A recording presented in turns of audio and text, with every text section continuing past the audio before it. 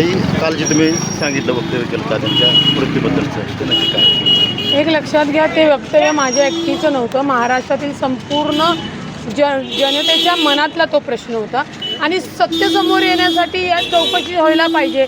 कारण का अजूनही मन मानत नाही आहे की अजितदादा आपल्यासोबत नाही आहेत. अचानकपणे जो माणूस गेला आहे तो का गेला, कुणामुळे गेला, कशामुळे गेला, कोणता तांत्रिक बिघाड होता का, कुठला कट कारस्थान होतं का, घातपात होता, हे समोर येणं तर गरजेचं आहे.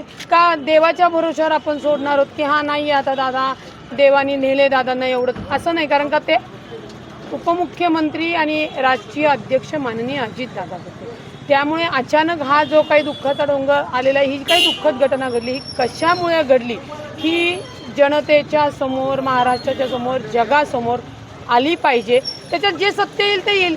समजा घातपात नसेल तर अपघाताच्या ज्या काही डिटेल त्या आपल्या लक्षात येतील, पण घातपात असेल तर ज्यांनी कोणी केलं आहे ती व्यक्ती अशी सोडण्यात अर्थ नाही ना. त्याच्यामुळे चौकशी व्हायला पाहिजे. हे अजितदादाची कार्यकर्ती बहीण म्हणून माझं पहिल्यापासून मी काल ते बोललेले आहे. त्यामुळे ती चौकशी झाली पाहिजे.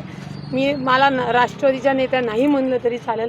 जिथं आमचा दादा संपला तिथं त्या राजकारणाची सगळ्याच गोष्टी संपलेल्या आहेत. पण जो नेता, जो आमचा बाप माणूस आमच्यापासून हिरावून घेतलेला आहे, त्याची पारदर्शक चौकशी आमच्यासमोर, महाराष्ट्राच्या जनतेसमोर ठेवण्यात आली. Okay, thank you.